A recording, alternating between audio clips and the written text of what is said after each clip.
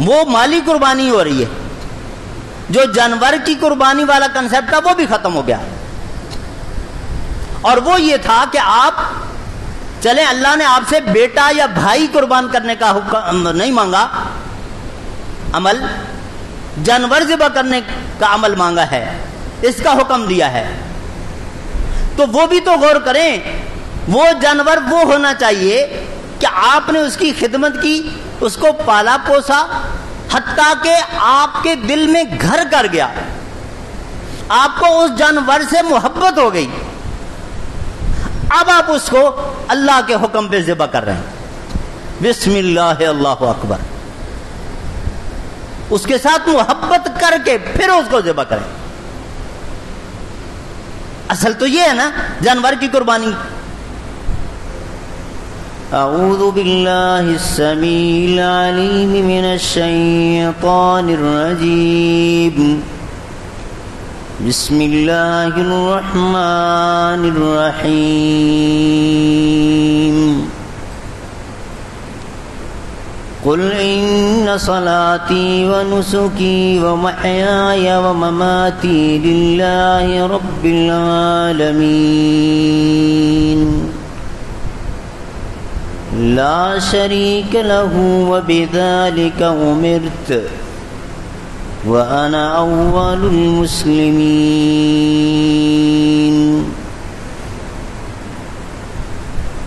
اللہ مالک الملک کی حمد و ثنا، اسی کے لیے تعریفات، تسبیحات، کبریائی اور بزرگی، جو اپنی ذات اور اپنی ایک ایک صفت میں بالکل اکیلا، منفرد، بے مثل اور بے مثال ہے.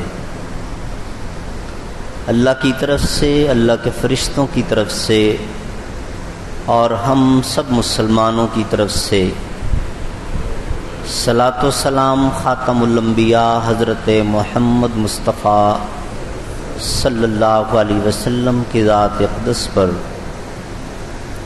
جو اللہ کے آخری نبی اور رسول بن کر مبعوث ہوئے، اپنے مالک کا پسندیدہ دین اسلام اور آخری سچا آسمانی صحیفہ قرآن پاک ہم تلک منون پہنچا کر اس دنیا سے رخصت ہو گئے. ماہ ذو الحجہ کی آج 4 تاریخ ہے.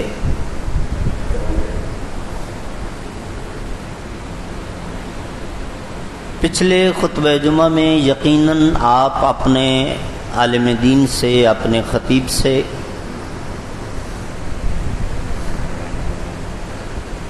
اس ماہ مبارک کے فضائل اور بالخصوص اس کے پہلے 10 یا 13 دنوں کے کچھ احکام اور آداب سن چکے ہوں گے. یاد دہانی کے طور پر چند چیزیں میں بھی بیان کروں گا،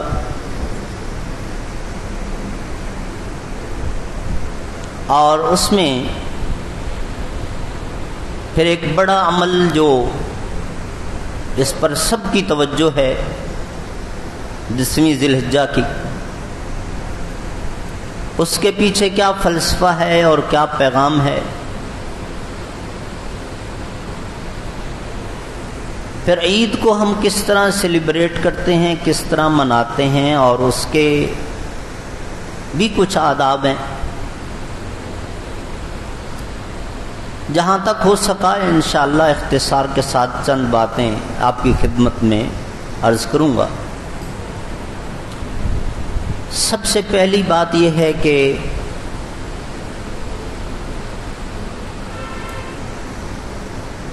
جس طرح آپ ایک عام سادہ سی بات سمجھتے اور جانتے ہیں،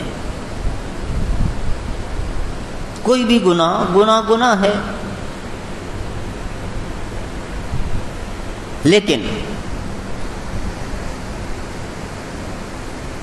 آپ روڈ پر گناہ کرتے ہیں، اس کو معاشرہ کسی اور نظر سے دیکھتا ہے. وہی گناہ اگر آپ مسجد میں کریں تو پھر لوگ کس نگاہ سے دیکھتے ہیں.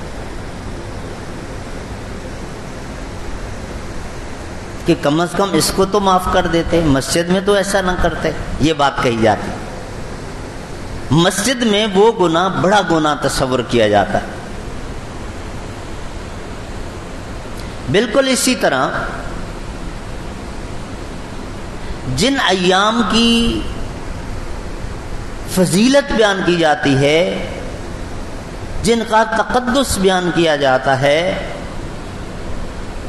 جن ایام میں نیکیوں کے درجات اور ان پر اجر و ثواب پڑ جاتا ہے، ان ایام میں اگر یہ بندہ مومن گناہ کرے گا تو وہ گناہ بھی پھر اسی طرح بڑا گناہ تصور کیا جائے گا عام دنوں کی بنسبت. پہلا نقطہ تو یہ سمجھ لیجئے. اچھا، رمضان المبارک میں بہت حد تک اویئرنس آ جاتی ہے اور ہم سب محتاط ہو جاتے ہیں. بہت اچھی بات ہے. رمضان کے بعد بھی وہی لائف سٹائل رہے. اصل مقصد تو یہ ہے. اور پھر ان 10 دنوں کی فضیلت کے حوالے سے ایک بات حیران کن میں آپ کو بتاؤں.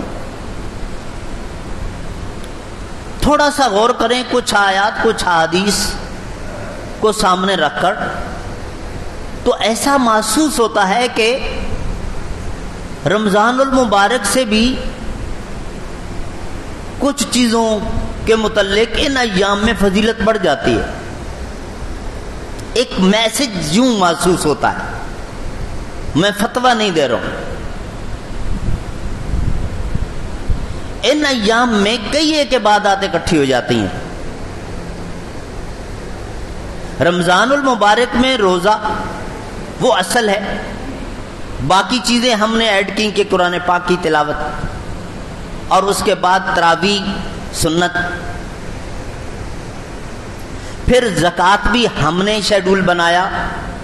شریعت نے نہیں پابند کیا تھا کہ آپ رمضان ہی میں دیں گے زکوٰۃ.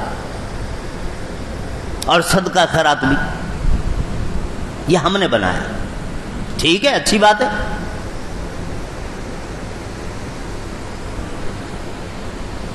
اب ان ایام میں ذرا غور کریں.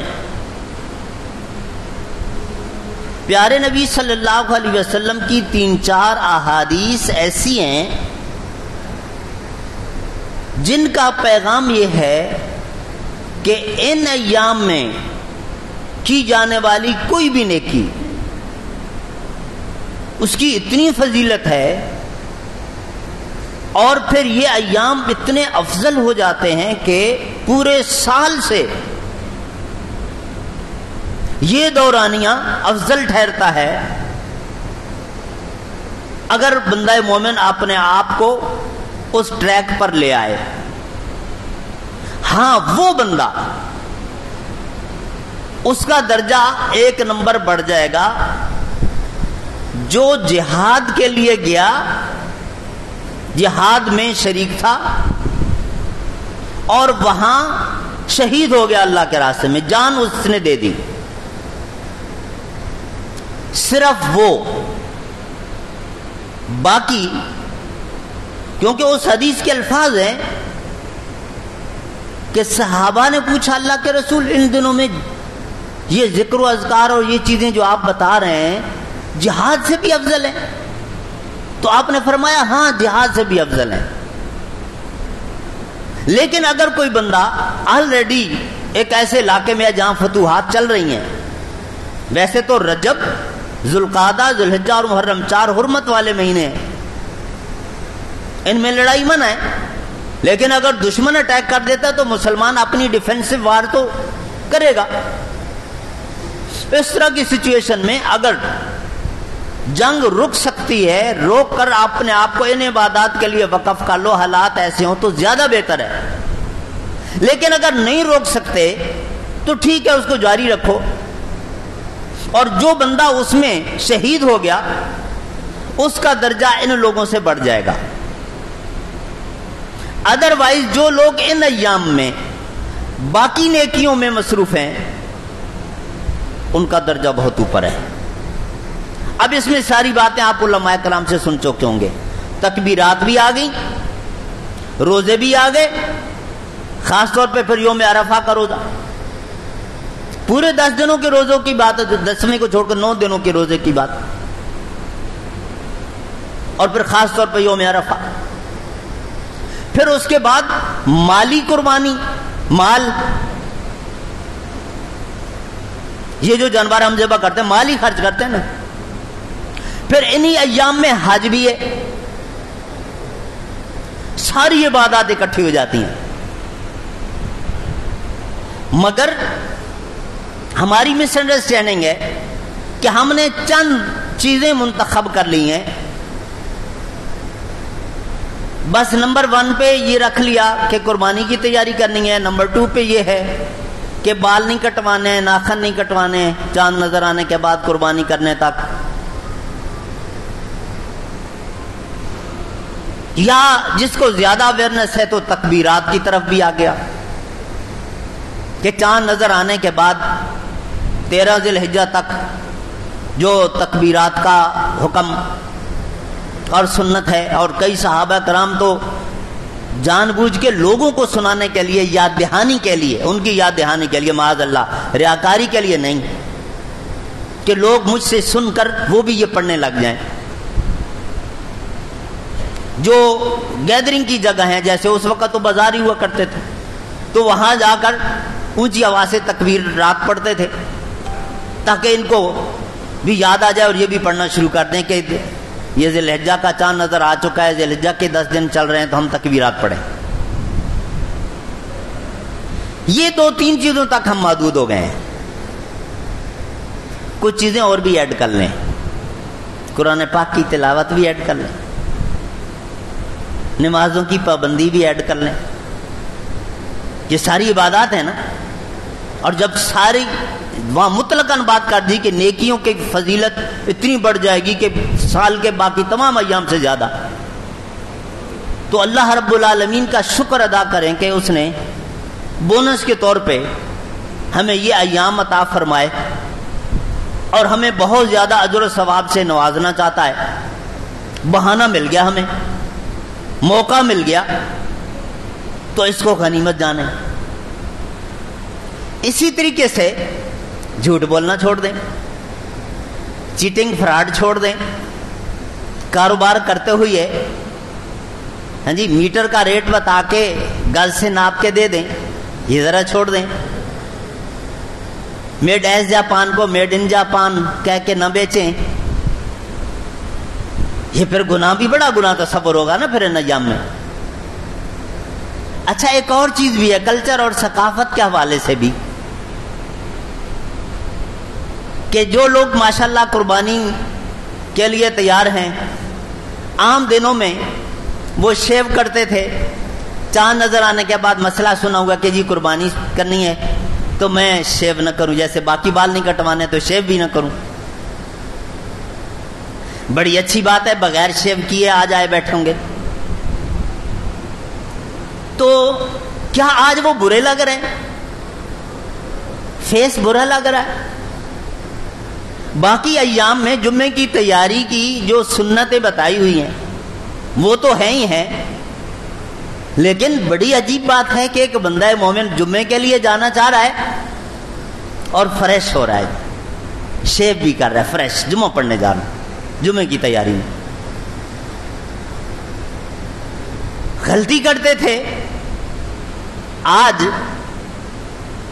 بغیر شیو کیے فریش نہیں ہے آئے ہیں. الحمدللہ اس سنت پر آپ نے عمل کیا تو ذرا غور کریں کہ پھر 10ویں ذی الحجہ کے بعد بھی اس پر عمل ہے. گناہ ہی رہے گا نا بعد میں بھی. اچھا خواتین پردہ جمعہ پڑھنے آئی ہوں گی، یہ بھی ہم بھولے ہوئی ہیں کہ اگر ان 10 ایام میں نیکیوں کی بڑی فضیلت ہے. رمضان میں آپ تراویح پڑھنے آتی تھیں عبایا برقعے میں، حجاب میں، پردے میں، تو ذی الحجہ کے ان 10 دنوں میں آج جمعہ پڑھنے آئی ہیں تو اس میں بھی اسی یہ بھی ہم نے چھوڑ دیا ہے. پھر عید کی نماز پڑھنے آئیں گے، وہاں یکسر بالکل اور نظارہ ہوتا ہے، بالکل ایسے جیسے کسی شادی کے فنکشن میں جا رہے ہیں اس طرح تیار ہو کے عید کی نماز میں ہماری خواتین. تو ذرا غور کرنے کی چیز ہے یہ. جہاں آپ فضائل سنتے ہیں وہاں اس پر بھی غور کریں کہ پھر ان ایام میں جو ہم گناہ کرتے ہیں وہ گناہ بھی بڑے تصور ہوں گے. اب اس کے بعد دوسرا نقطہ قربانی کے حوالے سے.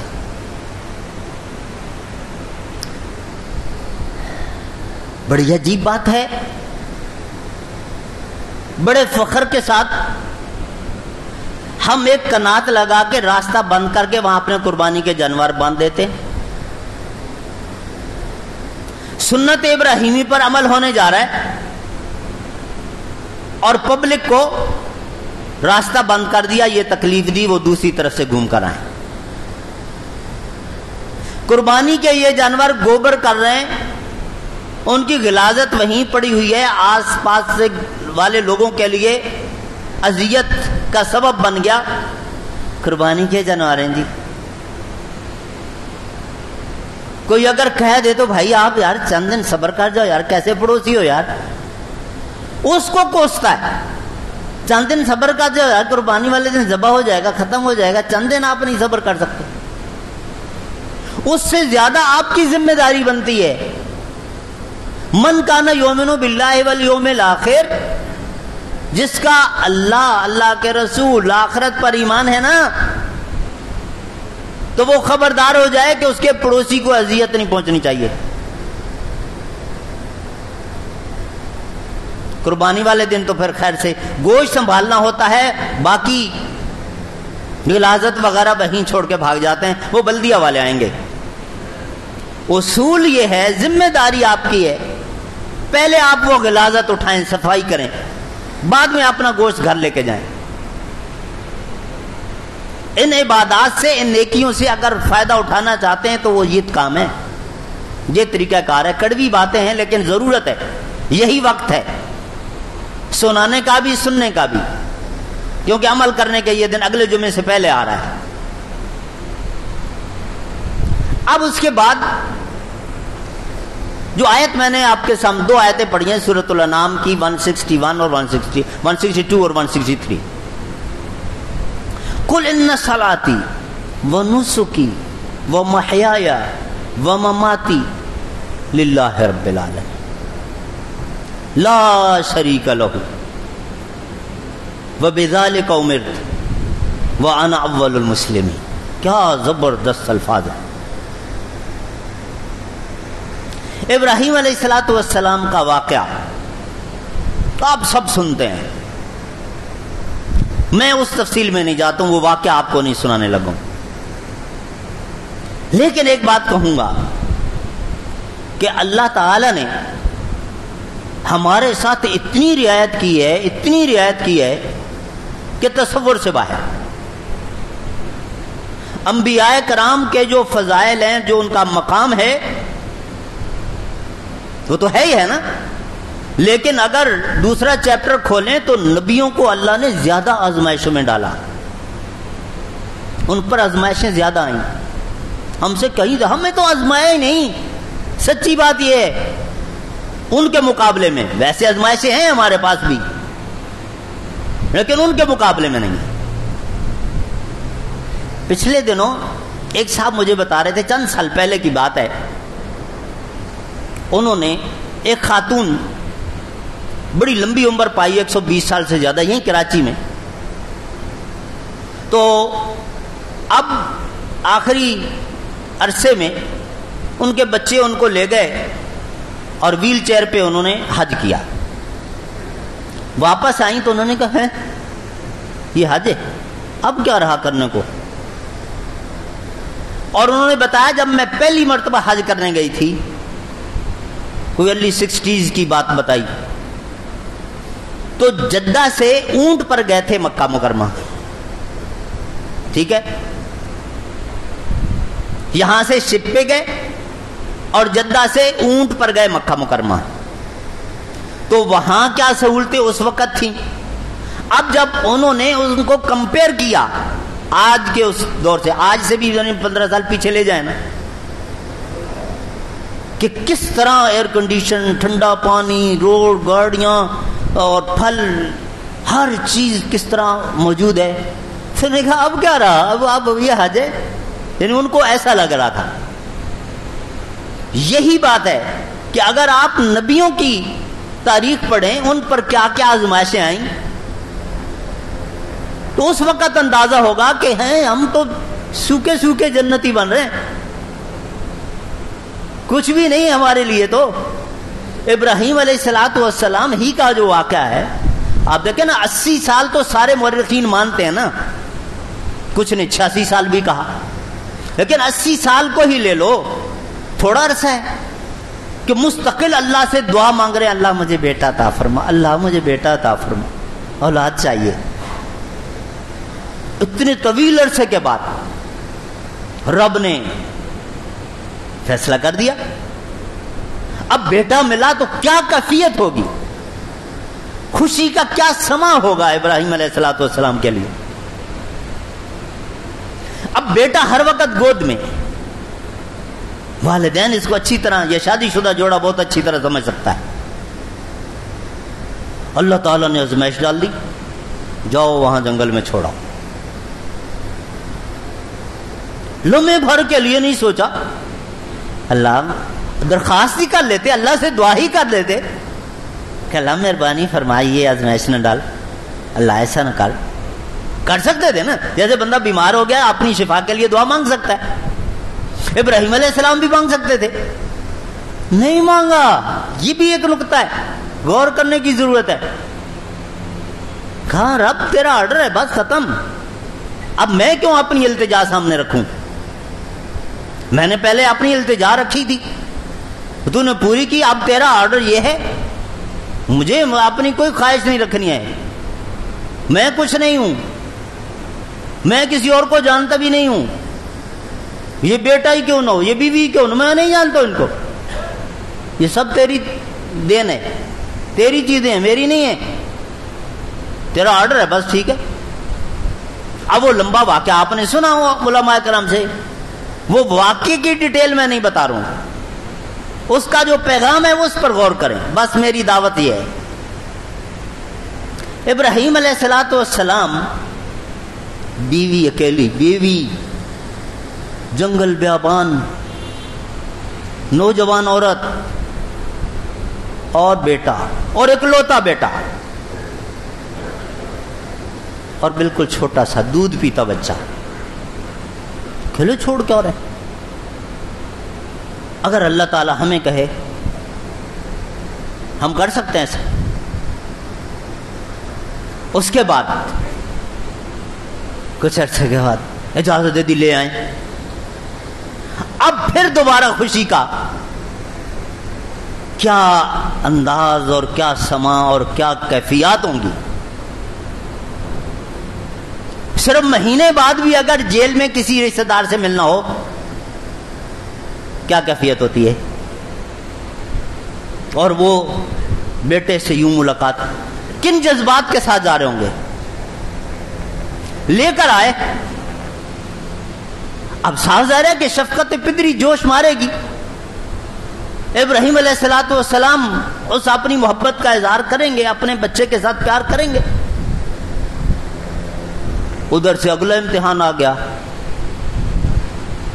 جو اللہ نے کسی اور پر نہیں ڈالا, پوری مخلوق میں وہ حضرت ابراہیم پر ڈالا. اس بیٹے کو ذبح کر دو. اب یہاں بھی وہی بات, کیا ہم سے اللہ تعالیٰ نے بیٹے مانگے؟ وہ اکلوتا بیٹا بھی ذبح کروا رہے ہیں. ہم نے تو اگر 6 بچے ہیں, 6 بیٹے دے دیا, اب 1 ذبح کر دو. کر سکتا تھا نا. کتنی بڑی رعایت کی ہے. 12 بھی ہو جائے. بھی پچھلے دنوں ایک صاحب کی عمر بتائی اور ان کے اولاد اور پھر ان کے نواسے نواسیوں کو 150 سے اوپر بنتے تھے, افریقن تھے. اللہ نے نہیں مانگا ایک بھی کہ ذبح کر دو میرے راستے میں. کتنی بڑی رعایت ہے. تو اب ذرا وہ ذہن میں لائیں نا کہ ان کے ساتھ کیا تھا, ہمارے ساتھ کتنی رعایت ہے. اللہ اکبر, اللہ اکبر. اور یہ بات میں اکثر و بیشتر کہتا ہوں, آخری نبی حضرت محمد مصطفیٰ صلی اللہ علیہ وسلم, جن کو اللہ نے نبیوں کا بھی سردار بنایا, ان کی سیرت پڑھیں نا. 13 سال مکہ میں کیا ہوا آپ کے ساتھ؟ پھر آبائی وطن چھوڑ کے چلے گئے, اور کیا سٹیٹس تھا. نبوت کے اعلان سے پہلے بھی لوگ کہتے تھے اس جیسا بندہ نہیں دیکھا ہم.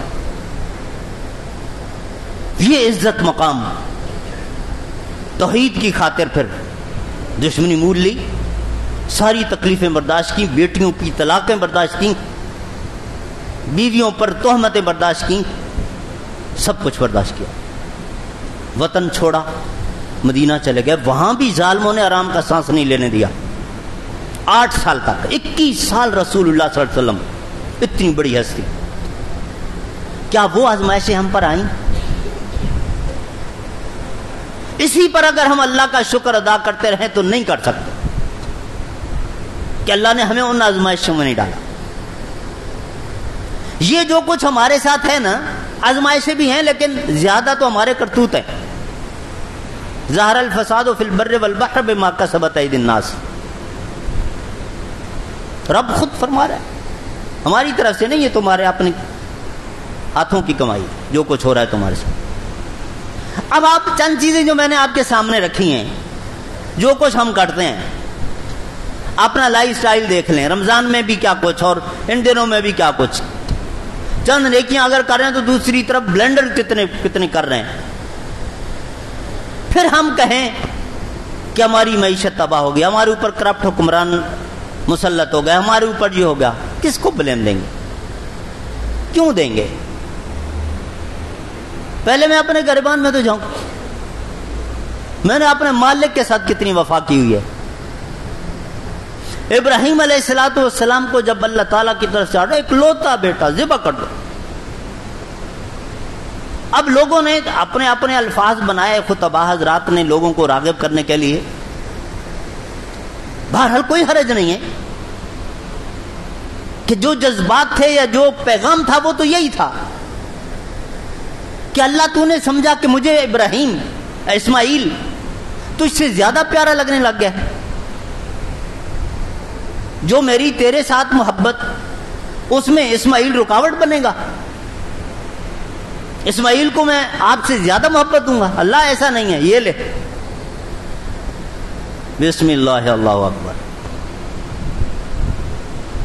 تو بات اب دیکھیں اس میں جو پیغام ہے وہ صرف بیٹا نہیں, سارے جذبات, سارے رشتے ناتے, سارے تعلقات, ساری جاب, سارا بزنس, سب آ گیا اس میں.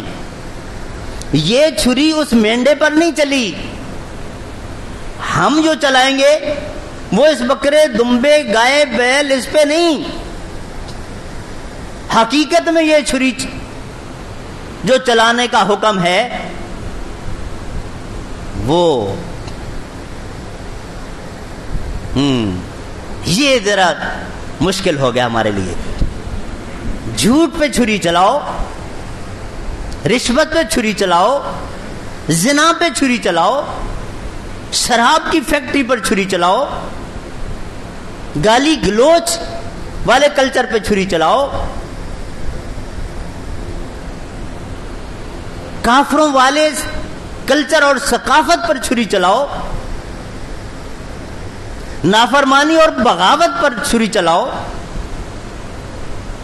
یہ ہے پیغام. صرف جانور ذبح کر دیا, گوشت بانٹ دیا اور ختم. ٹھیک ہے, یہ تو رب کی نوازش ہے کہ بس وہ قبول فرما لے, ورنہ فوراً گوشت سے فارغ ہو کر ہم کیا کچھ کرتے ہیں.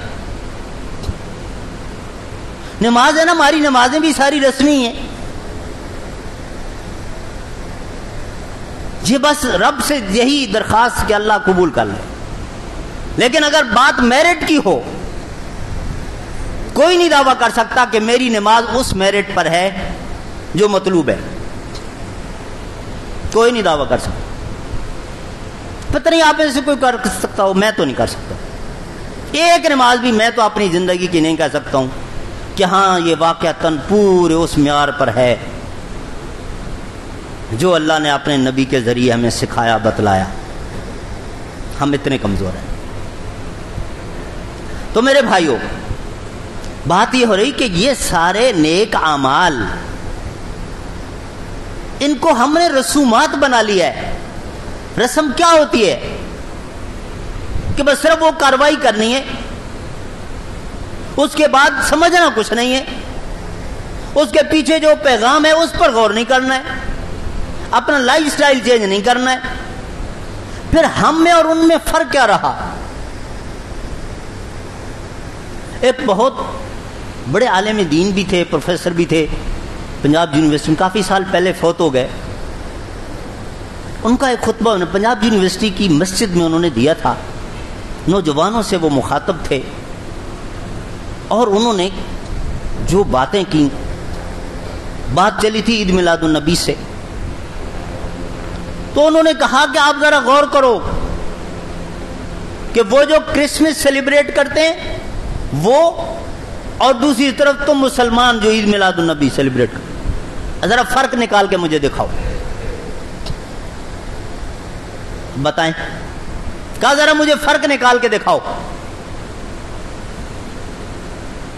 اور ایسا نہ ہو کہ فرق نکالتے ہوئے پھر اپنا منہ چھپانے لگو کہ ان سے بدتر نکلو. وہ عقیدہ ان کا باطل ہے جو بھی ہے, اس لحاظ سے وہ بہت بڑے خسارے میں. لیکن جس باطل پر وہ عمل پیرا ہیں, جس پر وہ جس کو تسلیم کر کے بیٹھے ہیں, اس پر وہ کتنا عمل کر رہے ہیں, اور جس حق پر آپ کو بڑا فخر اور ناز ہے اس پر آپ کتنا عمل کر رہے ہیں. 2-3 گھنٹے کا ایک پروگرام کر کے سمجھ لیا کہ جنت کی ٹکٹ مجھے مل گئی, میں سیدھا جنتی ہو گیا, بس میں نے میرا پیارے نبی کا دن منا لیا. یہی بات قربانی کی ہے. جانور ذبح نہیں کر رہے ہم, یا جانور ذبح کروانا صرف مقصود نہیں ہے. اپنی تمام تر ناجائز خواہشات کی گردن پہ چھری چلانے کا نام قربانی. گناہوں کی خواہشات کی گردن پر چھری چلانے کا نام قربانی ہے.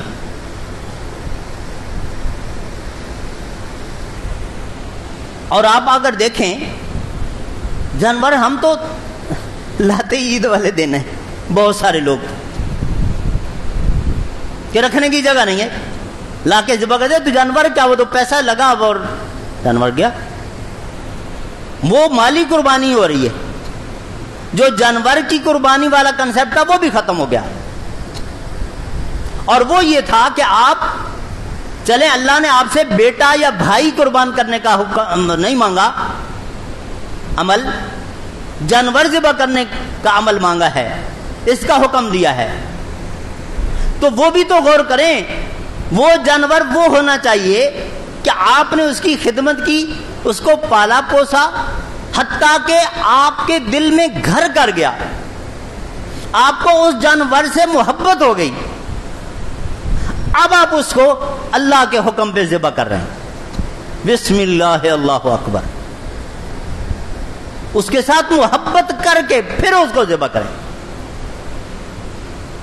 اصل تو یہ ہے نا جانور کی قربانی.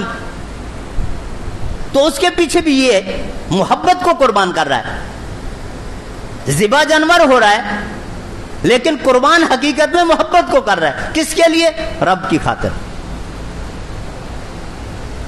اب یہ جو 2 آیات میں نے پڑھی ہیں ان کا یہی پیغام ہے, قل ان صلاتی, نماز اللہ پڑوسیوں کو دکھانے کے لیے نہیں, مسجد کے برابر میں گھر ہے اور نہیں آتا پڑھنے, مسجد کی انتظامیہ, مسجد کے ساتھی گھر آ جائیں گے پوچھنے کے لیے, اس کے لیے نہیں.